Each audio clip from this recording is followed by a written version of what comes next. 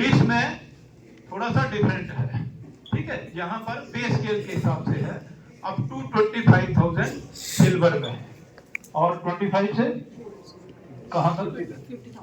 25 से 50,000 तक गोल्ड में है, 50 से 75,000 1 lakh diamond, 1 lakh and above platinum में है, ठीक है।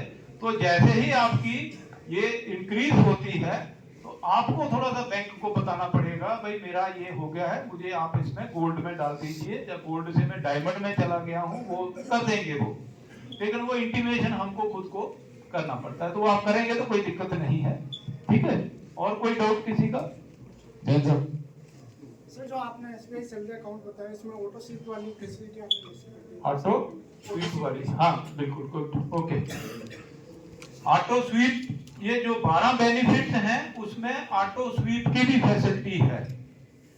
ऑटो स्वीप क्या होता है कि आपकी जैसे तनख्वाह आ रही है बैंक के अंदर, तो वो आपके सेविंग अकाउंट में वो पैसा रहता है। जब तक वो पैसा आपका सेविंग अकाउंट के अंदर है तो उसके ऊपर रेट ऑफ इंटरेस्ट बहुत कम है, 2.5% आपको रेट ऑफ इंटरेस्ट मिलता है। लोगों का ध्यान जो है वो नहीं जाता है, कितना मिल रहा है नहीं मिल रहा है, पैसा पड़ा हुआ है। उस चीज को अवॉइड करने के लिए अगर आपने ये ऑटो स्वीप की फैसिलिटी एक्सरसाइज ऑप्शन, आपने ये आपको एक्सरसाइज ऑप्शन करनी पड़ेगी कि मेरे अकाउंट को ऑटो स्वीप में कर दीजिए। जब आप अकाउंट खुलवाते हैं, या आपका जैसे पीएसपी अकाउंट अगर हो जाता है तो वो ऑटो स्वीप कैटेगरी में चला जाएगा। ऑटो स्वीप से क्या होगा कि जैसा ही बैलेंस आपका 35,000 से एक्सीड करता है सेविंग अकाउंट में, तो वो automatically higher rate of interest में चला जाएगा।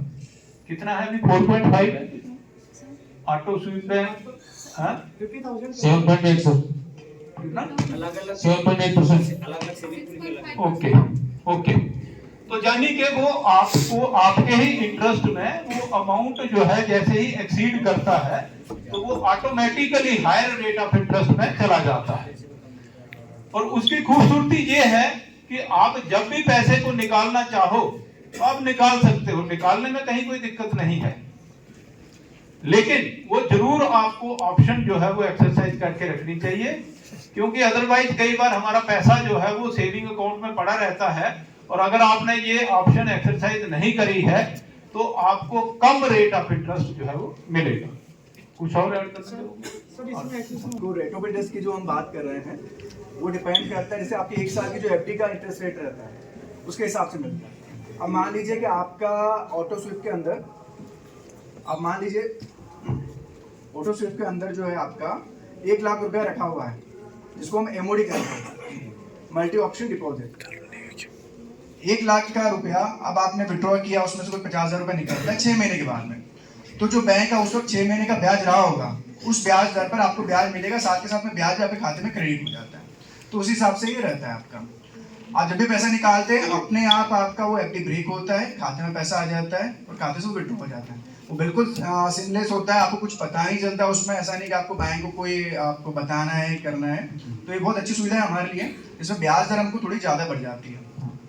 इसमें ऑटो स्वीप में एक मैंने जाना था कि मेरे नॉलेज में मैंने शायद यह सुना कि जैसे हम ऑटो स्वीप में मान लीजिए हमने इमरजेंसी में कोई फंड विड्रॉल कर लिया और उसका टेन्योर है 1 मंथ का या 1 ईयर का, जो भी हमने सेट किया है, उसके अंदर इमरजेंसी में हमने पूरा फंड विड्रॉल कर लिया, तो उसमें पेनल्टी वगैरह चार्जेस वगैरह वो क्या रहता है? इसमें देखिए जनरली क्या होता है, जब हम एफडी कराते हैं बैंक में, से आपने 1 साल का एफडी करवाया है, ठीक है, और 1 साल की एफडी आपने 6 महीने में विड्रॉ की, तो उसमें आपको 6 महीने का ब्याज मिलेगा प्लस 1% की पेनल्टी उसमें लगती है।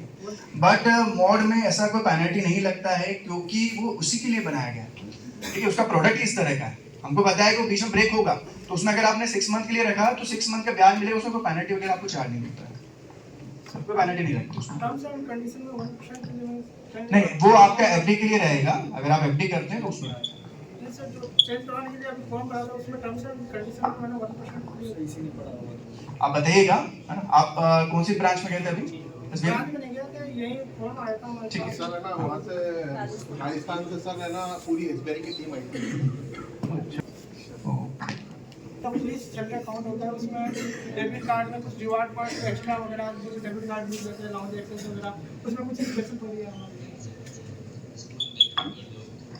Yes, आप सैलरी अकाउंट में जो आप रुपए कार्ड इशू कराएंगे उसमें आपको लाउंज एक्सेस एंड ऑल ये सारा मिलेगा। नहीं, इसमें स्पेशल रिवार्ड जैसे 1%, 2%, 5% जितना वो आपको जो रिवॉर्ड्स मिलते हैं वो एसबीआई कार्ड पे मिलते हैं। अगर आप एसबीआई का क्रेडिट कार्ड लेंगे एंड वो आप जितना भी अमाउंट स्पेंड करते हो उसमें कुछ पॉइंट्स आपको मिल जाता है, वो एसबीआई कार्ड में है।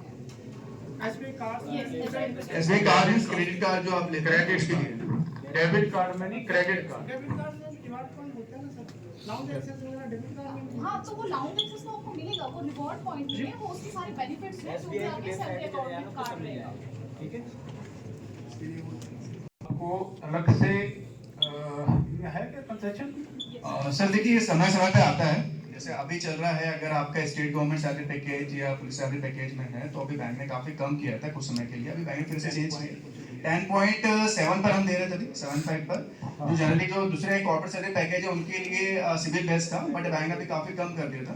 तो समय समय पे हमारे जो सैलरी पैकेज अकाउंट रहते हैं, जैसे पुलिस सैलरी पैकेज हुआ या फिर जो आर्मी के लिए रहता है, स्टेट गवर्नमेंट सेंट्रल गवर्नमेंट के लिए, तो उनका अलग अलग समय पे रहता है। जैसे फेस्टिवल में जनरली या दिवाली के आसपास उसका फायदा मिलता है, नए साल पर उसका फायदा मिलता है, तो ये रहता है हमारे यहाँ। अभी भी कुछ फायदे चल रहे हैं उसमें, तो वो आपको मिलेगा उसमें।